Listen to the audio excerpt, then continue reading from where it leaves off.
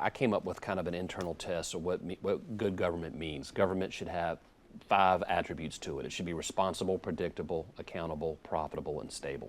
And I'll repeat that: responsible, predictable, accountable, profitable, and stable.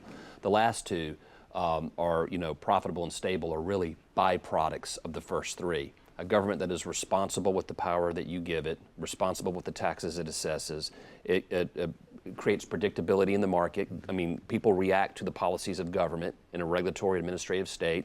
And then, of course, accountability. How do you hold elected officials accountable? How do the branches hold each other accountable? When those 3 things are all balanced, then you create the conditions for profitability in the private sector. And then, of course, stability, whether it's stability in our communities, our infrastructure, law enforcement, public safety. That's what people want. So when you talk about public trust is gained, or I should say earned, when those 5 criteria are met. So how, I want to drill down a little bit more, Mr. Attorney General. Is it different now, given new Trump administration, just new politics in general? And it's not all about Donald Trump, of course, but this whole dialogue, as Patrick said, things are moving faster and faster, quicker and quicker, better and better, worse and worse. Is it different now than it was when you were elected over a decade ago? I mean, it always feels different because the world changes around you. And I would have to say that, yes, I honestly think when Donald Trump got elected, I think he defied the laws of political gravity, both in his first and his second term, for very different reasons. I'm able to work across the aisle with my colleagues of different parties and different political perspectives. But it does, I think what has changed the most over the last 20 years is the advent of the social media world. People get most of their news, they do most of their interactions through social media platforms, and it's easier to hate people when you're not looking them in the eye. But when you're just tweeting at them or posting against them, it's created a lot of polarization. And so in that way, the internet has really changed the world from where it was 15 years ago. Patrick, question?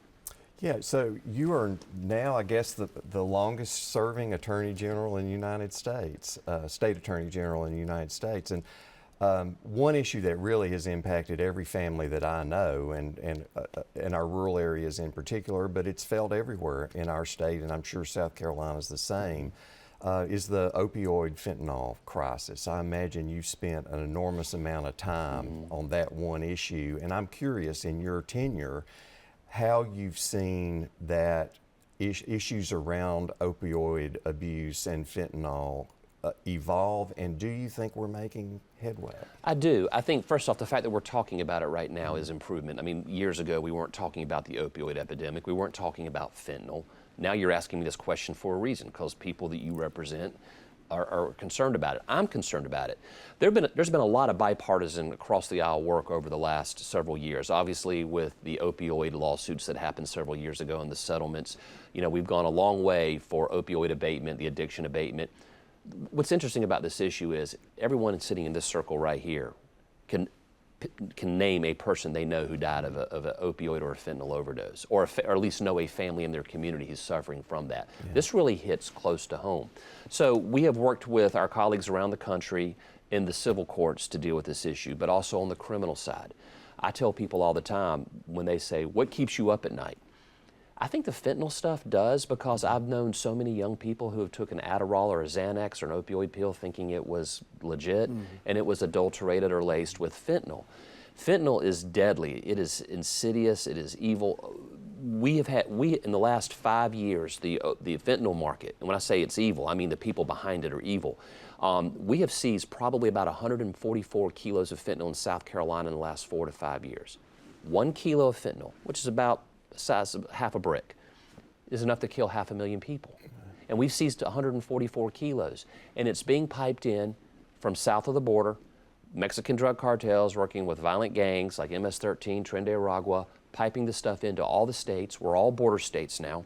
And it's coming into South Carolina. And this is something that we're having to deal with. And so that is why I've taken such an aggressive posture on combating gangs, illegal immigration, and obviously, from a public safety standpoint, going after the trafficking rings.